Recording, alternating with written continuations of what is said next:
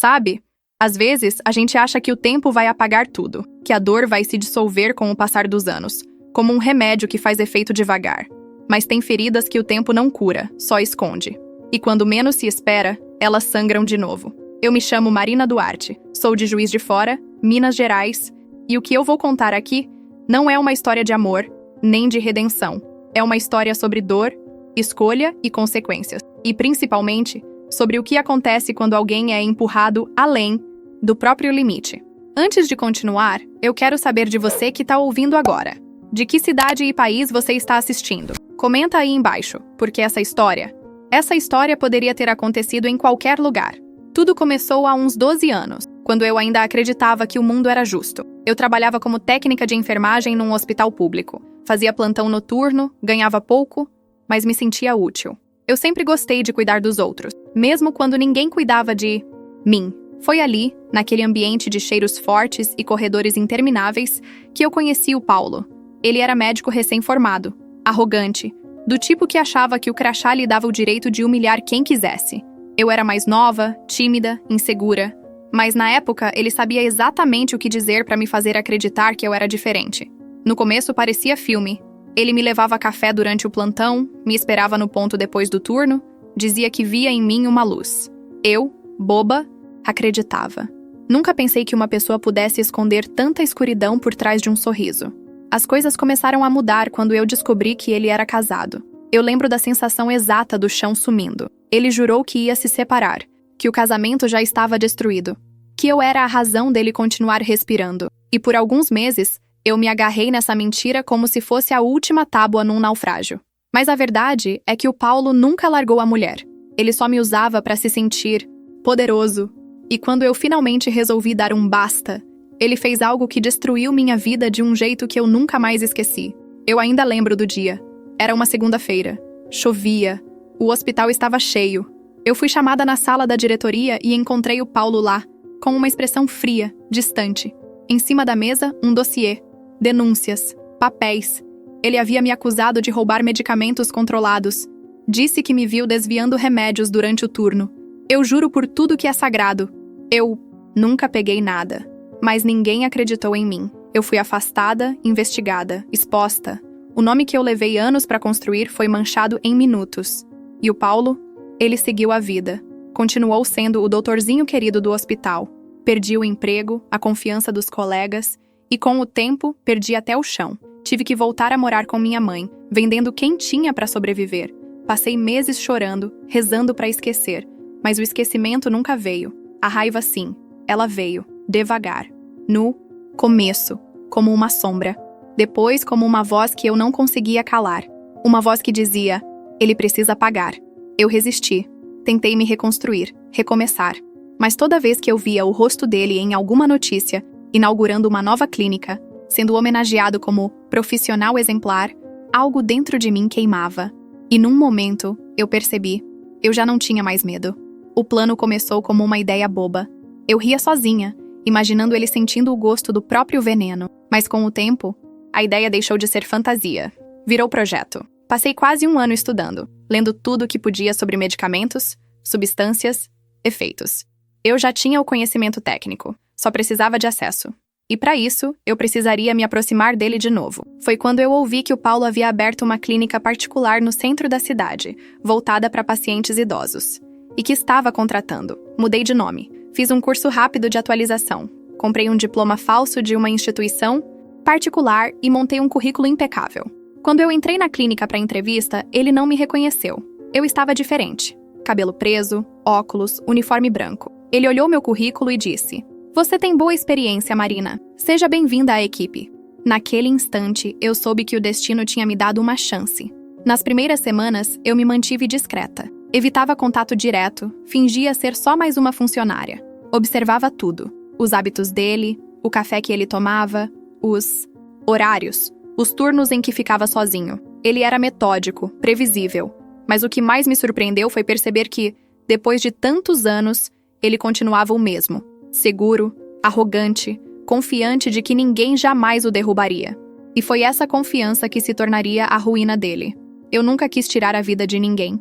Não era esse o plano. O que eu queria era fazê-lo sentir. Nem que fosse por um instante o desespero que eu senti. A sensação de perder tudo. A incerteza do amanhã. Foi numa noite de sexta que tudo começou a se desenhar. O Paulo tinha o hábito de ficar até mais tarde preenchendo relatórios. Eu fiquei encarregada de preparar um chá calmante para ele. Um costume que o próprio instituiu entre os funcionários. Ele dizia que o chá ajudava a relaxar depois de um dia cheio. Naquela noite, o chá dele tinha um ingrediente a mais. Algo que eu sabia que não o mataria, mas o faria perder o controle, sentir o corpo fraquejar. Enquanto mexia o copo, eu lembro de olhar pro reflexo na água e me perguntar: é isso mesmo que eu quero? Mas a resposta já estava dentro de mim. Eu queria justiça, mesmo que fosse com as próprias mãos. Ele bebeu o chá, agradeceu, com aquele sorriso falso, e alguns minutos depois, começou a suar, tremer, ficar pálido. Eu me aproximei, segurei o braço dele e perguntei: tá tudo bem, doutor? Ele me olhou confuso, tentando lembrar de onde conhecia aquela voz. E quando finalmente entendeu, já era tarde demais para qualquer palavra. Eu não deixei ele morrer. Liguei para a emergência, fiz tudo o que devia, exatamente como uma boa enfermeira faria. Mas por dentro, eu sentia algo estranho, uma mistura de alívio e culpa. No dia seguinte, ele estava internado, assustado, vulnerável. E eu fui visitá-lo, como se fosse apenas uma funcionária preocupada. Foi quando ele disse: acho que eu tô sendo punido por algo que fiz. Deus não perdoa. Aquela frase me atravessou. Pela primeira vez, eu vi medo nos olhos dele. E foi aí que eu percebi. Talvez a punição já tivesse começado antes de eu fazer qualquer coisa. Depois daquele dia, eu pedi demissão. Sumir era parte do plano também. Ele nunca soube o que aconteceu realmente. Nunca descobriu quem eu era de verdade. Mas o mais curioso é que depois que tudo terminou, eu não senti o alívio que esperava. Senti um vazio. Como se tivesse atravessado o inferno para descobrir que, do outro lado, não tinha nada. Passei meses tentando entender o que tinha acontecido comigo. E foi aí que caiu a ficha. A vingança não cura. Ela só te prende de outro jeito. Hoje, tantos anos depois, eu ainda ouço o som da chuva batendo na janela do hospital naquele dia em que perdi tudo. Mas dessa vez não dói. Porque eu finalmente entendi que o verdadeiro veneno não foi o que eu preparei para ele. Foi o que ele plantou em mim. E que eu levei anos para expurgar. Depois que eu deixei a clínica, mudei de cidade. Peguei um ônibus para Vitória, no Espírito Santo, com uma mochila, 2 trocados e uma vontade imensa de sumir. Eu não queria recomeçar, eu queria desaparecer. Passei meses dormindo em um quartinho nos fundos de uma pensão simples, sem televisão, sem telefone, sem ninguém para me lembrar de quem eu tinha sido. Nos primeiros dias, eu ainda olhava para trás, esperando algum policial bater na porta. A consciência me acordava no meio da noite, sussurrando: você foi longe demais. Mas o tempo foi passando, e eu comecei a perceber que ninguém viria. O Paulo sobreviveu, mas a imagem dele nunca mais foi a mesma. Depois do episódio, circularam rumores entre os pacientes, e a reputação dele desabou. Ele fechou a clínica, se afastou do hospital e desapareceu do noticiário. E eu achei que, com isso, finalmente ia conseguir dormir em paz. Só que a paz não veio. Sabe quando você acha que tá livre, mas sente o peso te acompanhando, silencioso, como uma sombra que não desgruda? Era isso. Eu passava os dias servindo café num bar perto da rodoviária. Era um lugar pequeno, mas me permitia ficar anônima. Eu via rostos indo e vindo, cada um carregando seus próprios fantasmas. E de vez em quando alguém me olhava nos olhos e parecia me reconhecer. Não por quem eu era, mas pelo que eu escondia. Um dia, um senhor que frequentava o bar me disse algo que eu nunca esqueci. Filha, o pior castigo é o que a gente mesmo se dá. Na hora, eu só sorri, fingindo que não entendi. Mas aquela frase ficou na minha cabeça, martelando. Porque no fundo, era verdade. O castigo já estava acontecendo. Eu era o meu próprio tribunal. Com o tempo, comecei a frequentar uma igreja pequena, mais por curiosidade do que por fé. O pastor falava sobre perdão, sobre recomeço, mas nenhuma daquelas palavras fazia sentido para mim. Até que um domingo, ele contou a história de uma mulher da Bíblia que foi acusada injustamente e quase apedrejada. Jesus olhou para a multidão e disse: aquele que nunca errou que atire a primeira pedra. Eu saí de lá chorando. Pela primeira vez em anos, eu me vi naquela mulher. Eu também tinha sido acusada injustamente. Mas, diferente dela, eu tinha respondido com pedras. Naquela noite, eu decidi escrever tudo. Cada detalhe, cada lembrança, cada sensação. Comecei num caderno velho, escrevendo como se fosse um desabafo. As palavras saíam rápidas, misturadas, às vezes sem sentido. Mas, quando terminei, percebi que o peso tinha diminuído. Foi ali que eu entendi que a vingança não é justiça. É só uma forma de continuar presa ao passado. E se eu continuasse presa, ele ainda teria poder sobre mim. 2 anos depois, eu já estava em outra fase. Tinha conseguido um emprego fixo num asilo, cuidando de idosos. Eu gostava daquele trabalho. Eles me lembravam que a vida é frágil, mas também bonita nas pequenas coisas. Um sorriso, uma lembrança, um copo de água na hora certa. Foi num desses plantões que algo inesperado aconteceu. Um novo paciente chegou. O nome no prontuário me fez gelar. Paulo Andrade. Eu achei que fosse coincidência. Tentei ignorar. Mas, quando o vi sendo empurrado na cadeira de rodas, o tempo parou. Era ele. Envelhecido, abatido, com o olhar apagado. O mesmo homem que um dia destruiu minha vida agora estava ali, diante de mim, indefeso, frágil, completamente diferente do que eu lembrava. Meu coração disparou. Minhas mãos tremiam. A primeira reação foi fugir, pedir para sair daquele turno, inventar uma desculpa. Mas algo dentro de mim dizia: não, fica. É agora que você vai entender o que é perdão. Ele não me reconheceu. Ou, se reconheceu, fingiu não saber. Durante dias eu cuidei dele em silêncio. Trocava curativos, servia a comida, ajeitava o travesseiro. E cada gesto me fazia lembrar de tudo o que aconteceu. Uma tarde, ele me chamou pelo nome. Não pelo nome falso, mas pelo verdadeiro. Marina. Eu congelei. Ele olhou para mim e começou a chorar. Disse: eu soube o que aconteceu com você. Eu sei que fui o culpado. Eu não fiz nada para te ajudar. Eu mereci cada coisa ruim que aconteceu depois. Eu não respondi. Fiquei ali parada, olhando para aquele homem que um dia me destruiu, e agora pedia perdão. E pela primeira vez, eu não senti raiva. Senti pena. Ele continuou: sabe, Marina, eu pensei em você todos esses anos. A vida me cobrou caro. Eu perdi tudo. Família, amigos, carreira. E às vezes, eu sonhava com o dia em que você ia aparecer. Achei que fosse para me matar.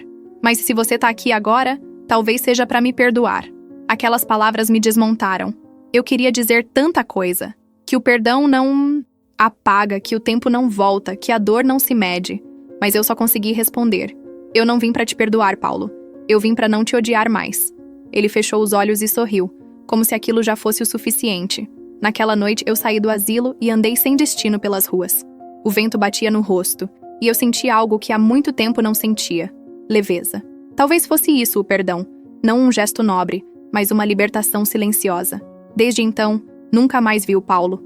Ouvi dizer que ele faleceu alguns meses depois. E pela primeira vez eu não senti nada.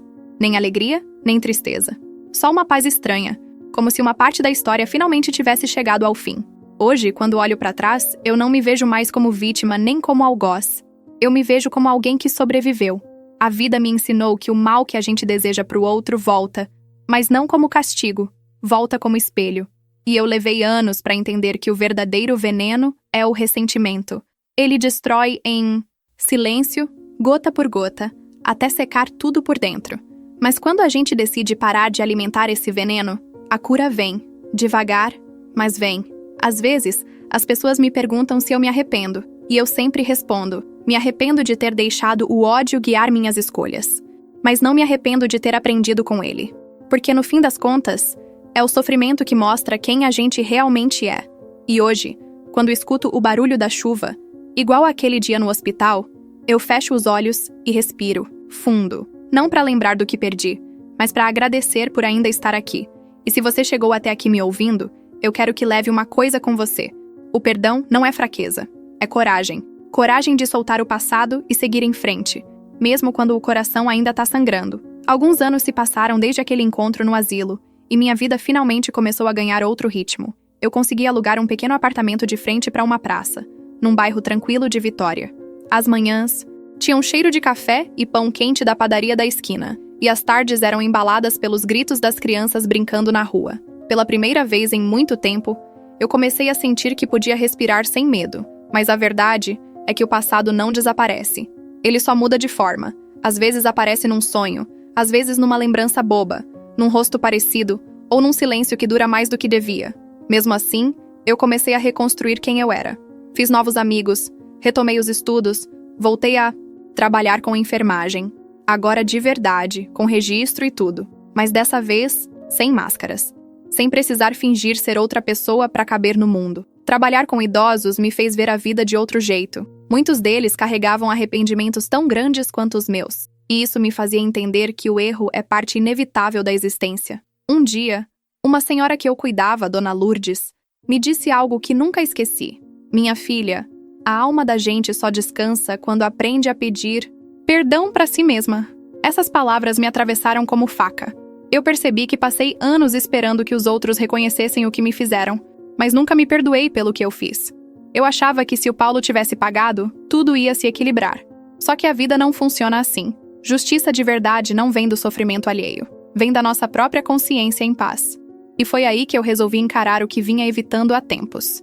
O caderno. Aquele mesmo em que eu tinha escrito toda a história, anos atrás. Estava guardado no fundo de uma gaveta, coberto de poeira, como se esperasse o momento certo para ser aberto de novo. Quando comecei a reler, senti um nó na garganta. Era como se eu estivesse vendo uma versão antiga de mim mesma, ferida, desesperada, faminta por justiça. Eu chorei em silêncio, não de arrependimento, mas de compaixão por quem eu fui, porque naquele momento eu entendi. Ninguém nasce pronto para lidar com a dor. A gente aprende, tropeçando. Decidi transformar aquelas páginas em algo maior.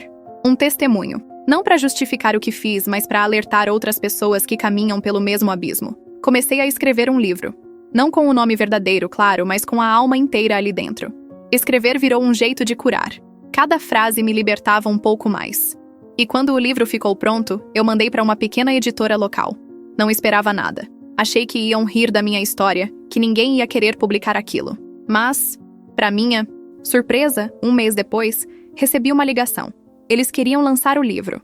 O título era simples: A Cura do Veneno. No dia do lançamento, eu sentei no fundo da livraria, observando as pessoas folheando as páginas, sem saber que a autora estava ali, de cabeça baixa, com o coração acelerado. Eu ouvi uma moça dizendo para a amiga: essa história parece real, dá até para sentir a dor dela.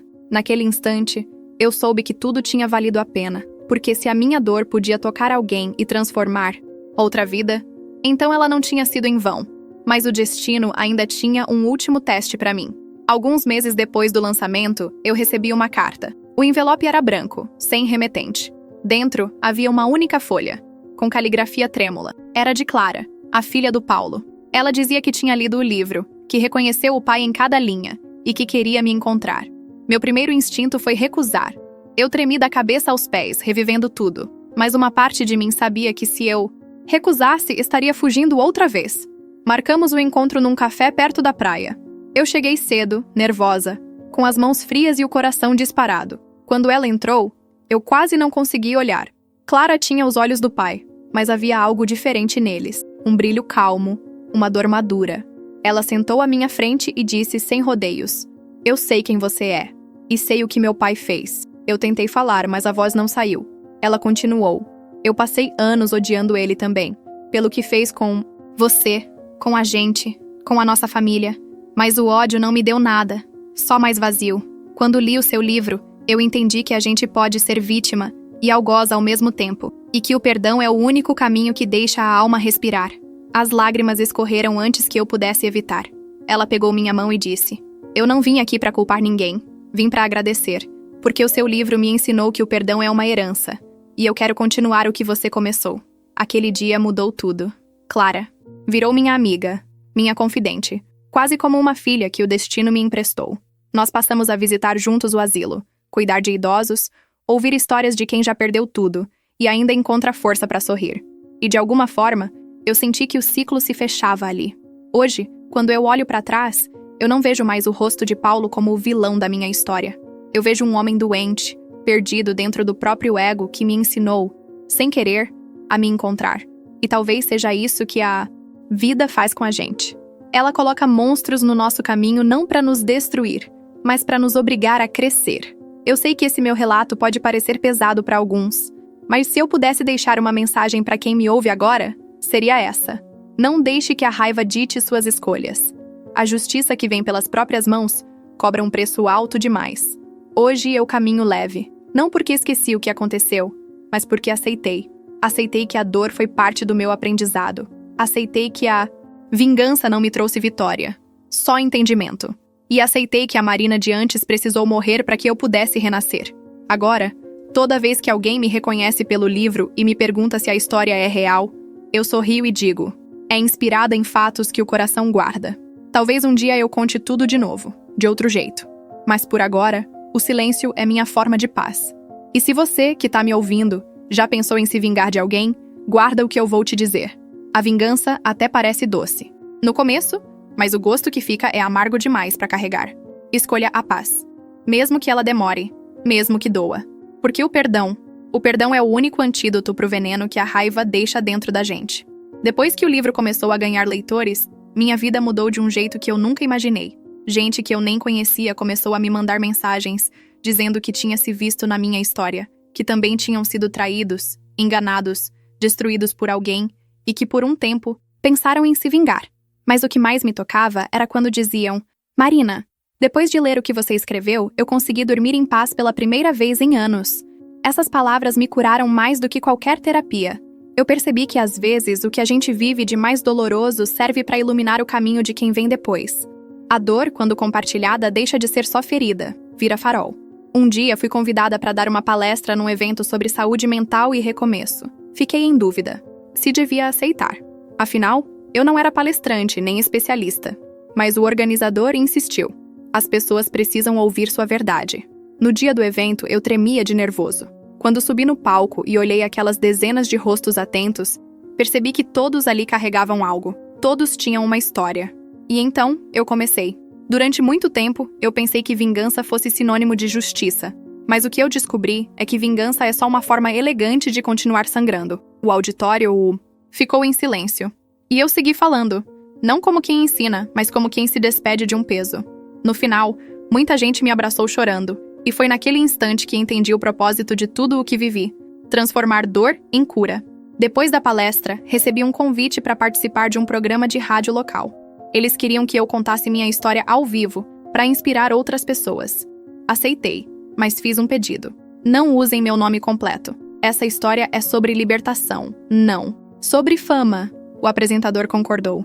E quando a entrevista foi ao ar, a repercussão foi enorme. Pessoas do Brasil inteiro mandavam mensagens, dizendo que queriam recomeçar, que perdoaram alguém, que entenderam que o passado não define quem a gente é. A partir daí, comecei a ser convidada para falar em ONGs, escolas e até grupos de apoio. Eu contava o que aconteceu, mas sempre de forma simbólica. Eu dizia: a Marina não é só uma mulher. Marina pode ser qualquer pessoa que foi ferida e decidiu não se deixar envenenar. E de repente, percebi que aquele nome que um dia eu escondi para me proteger, agora era símbolo de força para muita gente. Com o tempo, a editora me procurou de novo. Queriam lançar uma nova edição do livro, com um epílogo. No começo, hesitei. Eu achava que já tinha encerrado esse capítulo da minha vida, mas depois entendi que ainda faltava uma parte. A minha reconciliação comigo mesma. No novo capítulo, escrevi: hoje eu entendo que perdão não é esquecer, é lembrar, sem dor. E que justiça não é ver o outro sofrer, é olhar para si e saber que você não é mais refém daquilo que fizeram com você. O livro foi relançado e as vendas triplicaram. Mas o que mais me emocionou foi o que aconteceu meses depois.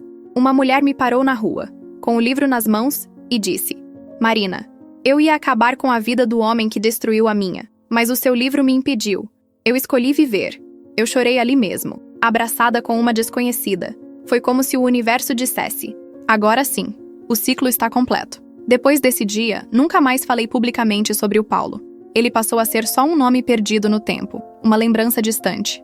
O que ficou foi o aprendizado, e a certeza de que ninguém sai ileso de uma história assim, mas todo mundo pode sair transformado. Hoje, eu continuo trabalhando com saúde, mas de outro jeito. Montei um pequeno projeto social chamado Cuidar é Cura, voltado para mulheres que sofreram abuso psicológico ou emocional. Lá, a gente conversa, troca experiências e principalmente aprende a se reconstruir. Uma vez por semana, a gente se reúne num salão emprestado de uma igreja. As histórias que eu escuto ali são pesadas, mas sempre terminam com um fio de esperança. Uma delas, a Jéssica, me disse outro dia: Marina, eu entrei aqui querendo vingança. Agora eu só quero paz. E foi ali, olhando para aquele grupo de mulheres, que percebi que a vida tem um jeito bonito de devolver sentido às coisas. A vingança me ensinou o que eu não quero ser. A dor me mostrou o que eu preciso curar. E o perdão me devolveu para mim mesma. Se eu pudesse resumir tudo o que vivi em uma frase, seria essa: o que fizeram comigo foi o início. O que eu fiz com isso é que virou a minha história. E talvez seja isso o que a gente esquece quando a raiva domina, que o poder de mudar o rumo da própria vida tá dentro da gente, não nas mãos de quem nos feriu. Hoje, quando o sol se põe e a praça em frente ao meu apartamento fica dourada, eu sento na janela, fecho os olhos e agradeço. Agradeço por tudo, até pelo que doeu, porque foi o que doeu que me ensinou a viver de verdade. E se você que tá me ouvindo agora ainda carrega um peso, uma mágoa, uma vontade de se vingar, respira fundo. Entenda que o universo tem um jeito próprio de equilibrar as coisas. A justiça dele é silenciosa, mas é certa. E às vezes, a maior vitória não é ver o outro pagar, é se libertar. Hoje faz quase 10 anos, desde o dia em que tudo começou. Às vezes parece outra vida, outras vezes é como se tivesse acontecido ontem. Eu aprendi que o tempo não apaga nada. Ele só reorganiza as lembranças, como se colocasse cada coisa em seu lugar. Algumas ainda doem, outras viraram só fotografia na memória. Mas todas me ensinaram algo, principalmente que ninguém é totalmente bom ou totalmente mal. A gente é o que faz quando tá machucado. E naquele tempo, eu só sabia reagir. Teve um dia, pouco tempo atrás, em que eu sonhei com o Paulo. No sonho, ele estava sentado no mesmo banco do hospital onde tudo começou. O rosto sereno, o olhar cansado. Ele me chamava, e eu me aproximava com medo. Mas quando cheguei perto, ele só disse: "Agora eu entendo." E então sorriu. Acordei chorando, mas não era tristeza. Era uma sensação de encerramento, como se, enfim, tudo tivesse sido compreendido. Depois desse sonho, decidi visitar o cemitério onde ele foi enterrado. Não para chorar, nem para pedir perdão, mas para fechar um ciclo. Levei uma flor branca e deixei sobre o túmulo.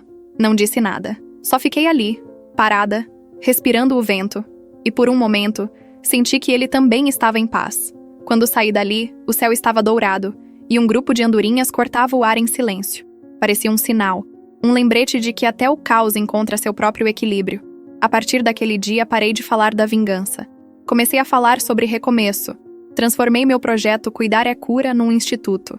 Hoje a gente acolhe mulheres de várias partes do Brasil. Psicólogas, terapeutas e voluntárias se juntaram à causa. E em cada rosto que chega destruído, eu vejo um pedaço da Marina de antes. E quando vejo ela se levantando, sorrindo de novo, eu entendo. Minha missão era essa desde o começo. Um dia, uma repórter me perguntou durante uma entrevista para uma revista: "Marina, se você pudesse voltar no tempo, mudaria alguma coisa?" Eu respirei fundo e respondi: "Mudaria o jeito como eu lidei com o que me fizeram, mas não apagaria o que vivi, porque foi o que me fez chegar até aqui." Ela sorriu e disse que minha resposta parecia ensaiada, mas não era. Era vivida. Porque o perdão é isso: deixar de querer um final diferente e aprender a fazer as pazes com o que foi. Hoje, quando alguém me pergunta como eu consegui superar, eu digo que não foi de uma vez. Foi em pedaços. Primeiro, parando de falar do ódio. Depois, parando de desejar o mal. E por fim, aprendendo a desejar o bem. Até para quem me feriu. E sabe o mais curioso? Quando a gente deseja o bem, o mundo responde. Dias depois de fundar o instituto, recebi uma carta anônima. Dentro, um bilhete escrito à mão. "Obrigado por ter salvado a minha filha. Ela queria se vingar de quem a destruiu, mas ouviu uma das suas palestras e desistiu. Hoje ela voltou a estudar. Que Deus te abençoe, Marina." Eu fiquei parada com aquele bilhete na mão, chorando e rindo ao mesmo tempo. Foi como se o universo dissesse: "Tá vendo? É assim que o bem se multiplica." Desde então, eu nunca mais precisei provar nada pra ninguém. Nem pro mundo, nem pra mim. Aquela mulher que fingiu ser enfermeira, que alimentou a raiva, que planejou cada passo da vingança. Ela ainda vive dentro de mim, mas agora é só uma lembrança. Uma lembrança que me protege, me alerta e me faz nunca esquecer até onde a dor pode levar alguém que perde a fé em si mesmo. Hoje, eu cuido de pessoas, mas também de histórias. Histórias que poderiam ter terminado em tragédia, mas encontraram um outro caminho, o da consciência. Eu sempre termino as reuniões do Instituto dizendo para todas: não deixem o ódio decidir por vocês, porque o ódio é um disfarce da tristeza. E quando a gente entende a própria tristeza, o ódio perde a força. Elas choram, se abraçam, e eu vejo renascimento em cada lágrima. A vida, no fundo, é isso: um ciclo de feridas e curas. e cada uma delas deixa um aprendizado diferente. Hoje, eu não sou mais enfermeira, nem escritora, nem palestrante. Sou uma mulher que sobreviveu à própria raiva e transformou veneno em remédio. E se você, que me ouve agora, ainda carrega vontade de vingança, saiba, a justiça que vem do universo é mais silenciosa, mas infinitamente mais justa. Ela vem quando a gente solta o peso, quando a gente para de se defender e decide apenas existir. E no final das contas, é isso que eu aprendi com tudo. A vida sempre cobra o que é devido, mas também oferece recomeço para quem tem coragem de se curar. Hoje, eu não busco mais vingança, busco paz. E paz não é o que acontece quando tudo está bem. Paz é o que acontece quando, mesmo com tudo bagunçado, a gente escolhe não se perder de si. Eu sou Marina Duarte. E essa foi a história de como o veneno que quase me destruiu acabou me ensinando a viver.